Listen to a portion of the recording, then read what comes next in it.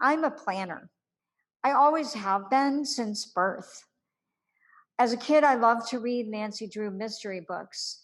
And when I read The Tale of the Twister, it offered a list of things to include in an emergency preparedness kit. And I was all over it.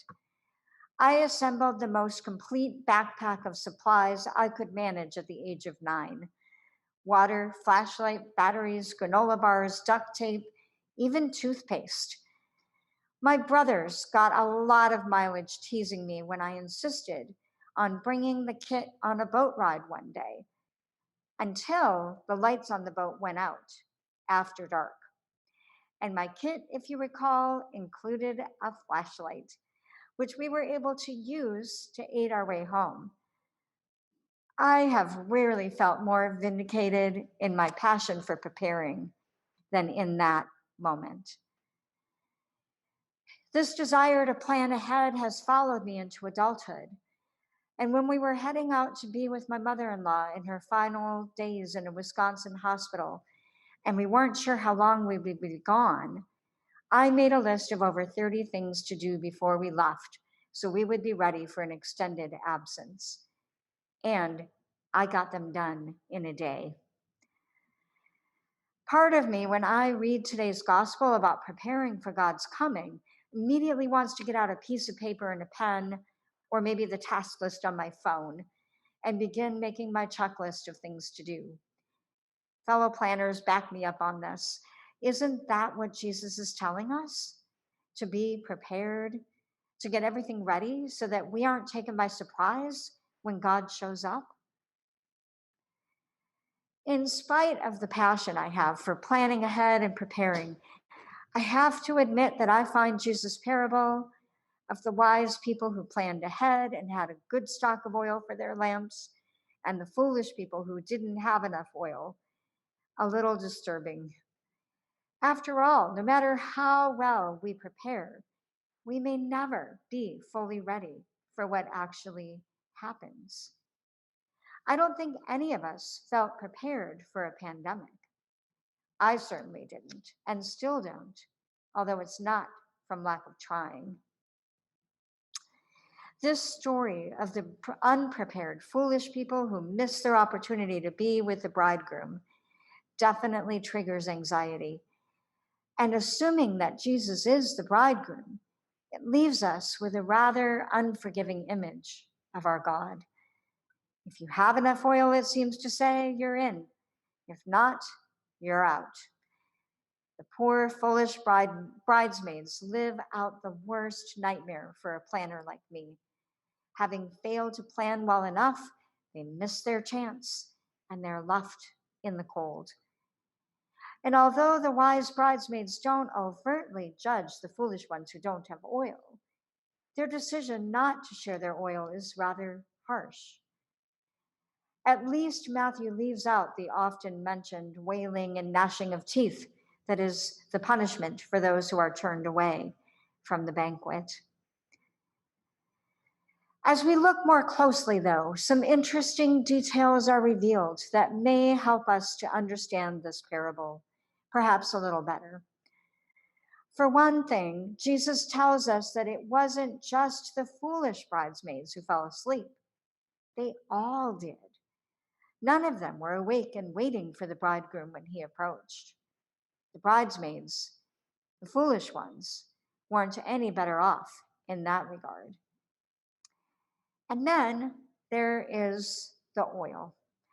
The wise people had oil to spare, and the bridegroom had arrived. Was there really not enough to light all the lamps? Couldn't they have split the oil among them, like Martin divided his cloak? They just needed enough oil to get them back to the banquet hall, after all.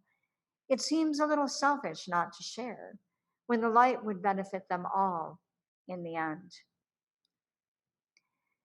Theologian Debbie Thomas, in her blog, Journey with Jesus, offers an additional perspective on the oil situation. Perhaps, she suggests, the problem isn't so much that the foolish ones didn't have enough oil and the wise ones did but wouldn't share. but that they all believed that having an abundance of oil was necessary in order to be allowed into the banquet hall. They all thought that the bridegroom cared more about the oil than he did about them. It is, Thomas points out, a very human thing to feel like we can't present ourselves for the banquet or whatever challenge or opportunity is in front of us unless we are completely prepared. The wise people with their extra oil probably didn't want to wait for the bridegroom to arrive. They were tired, we know, and fell asleep because it took so long for him to get there. They were probably as impatient as we were, waiting for the last of those election results to come in, perhaps feeling that familiar catch of breath every time they thought they saw a glint of light in the distance, the way we did when our browser recycled or we thought we saw a breaking news banner on the top of the page and thought, maybe it's finally Nevada or Pennsylvania or Arizona. And then we sighed and sat back again until the next time and the next. No, the wise people probably didn't want to wait, but they realized that they might have to. And so they were prepared not just for what they hoped for, the eventual coming of the bridegroom, but for what they knew might be a very long night. If they were anything like me, they probably not only had extra oil, but some food and drink and blankets as well. And so, if we set aside their selfishness for a moment, we can appreciate and learn from them the wisdom of being ready not just for what we hope for, but for the very long wait and journey that it will take to get there. We are in the midst of so many long hauls, family of faith. The pandemic, with its treatments and eventual vaccine that we know so many people are working so hard on, but it still seems like it's taking far too long. Certainly much longer than we thought it would take when we began that journey in March. The continued pain and woundedness and division of racism in our country, which people of color and allies have been living with and addressing for so many years. And people are still suffering and dying in its wake, wondering, how long must we wait before justice comes? The wise ones were prepared for the long haul, and we are wise too if we also prepare for the long haul. But we are foolish if we think that our preparation will make what we wait for come any faster or make us any more acceptable to the one for whom we are waiting. The wise ones could have shared, like St. Martin did his robe, and not been loved any less. The foolish ones, had they stayed, would have been loved just as well without oil. They didn't realize that, and they missed seeing the bridegroom because they thought they weren't ready enough as they were. The long haul is not an easy path, is it? It is not what any of us choose. It's tiring. It can wear us down if we aren't ready, and even if we are. And it can leave us feeling unworthy and raggedly unacceptable, even if the truth is that the bridegroom we are waiting for loves us, no matter how little oil we have, or how soundly we fall asleep while we're waiting. Because worst of all, the long haul can make us forget what we are really hoping and waiting for to begin with. We can forget that no matter how long it takes, the bridegroom is coming. All of the prophets and Jesus himself remind us of this all the time. There will be a banquet. this pandemic will end. The election will be resolved.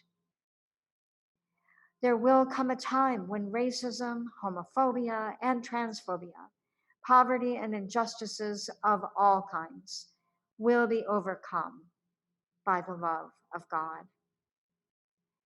And we are invited to wait and watch and participate in the reign of God as it approaches, knowing that it will come. Amos reminds the people that it's not so much about getting everything right so that we can make God's Spirit come on this earth, but about recognizing that God is already here at work in the world all around us. It's about letting God's justice roll down like water, like an ever flowing stream. We're invited into God's reign, which is coming not someday way in the future, but is happening right now.